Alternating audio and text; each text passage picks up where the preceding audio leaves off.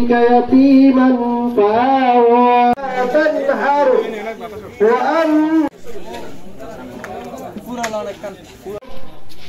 جناب قيصر حميد भाई का स्वागत وأما اليتيم فلا জন্য পুকুর বানানোর এই মাটি কাটা এবং ব্রিক ফেলের জন্য আমাদের গ্রামের খেলাধুলার মাঠ এবং